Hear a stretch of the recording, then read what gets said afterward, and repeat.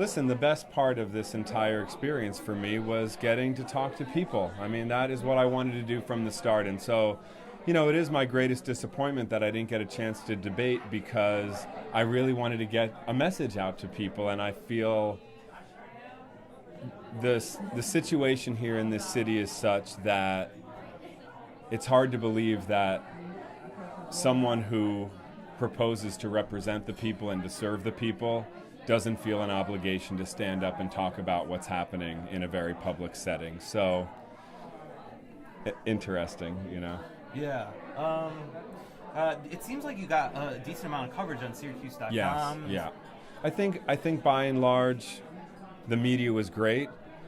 Howie will continue to tell me that when he ran in 2005, there were 3 major televised debates, and there were none this year. So if I have to poke at the media, that's my poke, that it's hard for me to believe that, again, given the situation in the city, and given the fact that in a very short amount of time, I think I established myself as a thoughtful, credible candidate, that no one stepped forward and invited the candidates to a debate, that she would have to either publicly refuse or accept. How are you feeling tonight? Besides, I can understand your frustration. Sure. No, and I'm not feeling any of that tonight. I mean, that I'm talking about the frustration of a campaign. Well, you bring up an excellent point. Yeah. But I feel great. I have always, since I was a teenager, I've always wanted to figure out how best to serve and how to find my place where I could impact the most people in a positive way. And this was another opportunity to do that. And whatever happens tonight, I just feel re-galvanized in my commitment to fight on behalf of regular people. You actually gained a little national attention, right?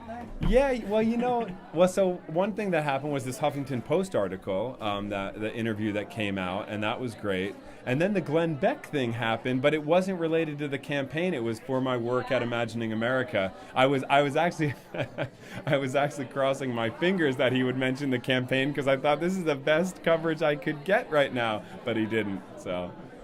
Lazy right wing. No, I'm just kidding. So what I asked Howie was, do you see the Green Party gaining momentum, gaining in popularity, or staying the same or decreasing? Well, I wasn't a Green before this election. I was a lifelong independent who had, until the last election, voted Democrat my whole life. And as you know, I'm new to Syracuse.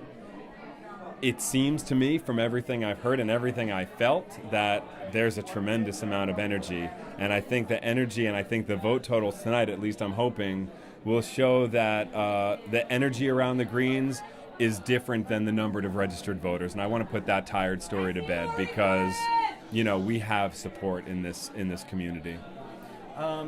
Did the minor campaign ever reach out to you guys, or was it always just a scheduling conflict? No. It was...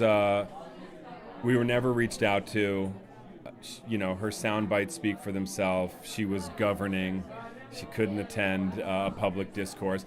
For me, I say, imagine if Obama had said in his second term, well, I won the primary against, he didn't have a primary in the second one, but imagine if Obama had said, I'm not going to debate Romney now that I'm through the primaries. Who stands for that? No one should stand for that. And so it just speaks to, the crisis that I've talked about in our democracy, again, is underscored by both the media's inattention to that aspect of political discourse, and that the public wasn't up in arms saying, this is our elected official who we pay, who serves us. We want to hear what's happening in this city. So that's what I'll continue to fight for, the strengthening and bolstering of democracy. Okay. Is there anything else? No, I was glad for the opportunity. I thank you guys for all your coverage. It was great to get to know the media, too. Yeah. All right, perfect. All right, thanks.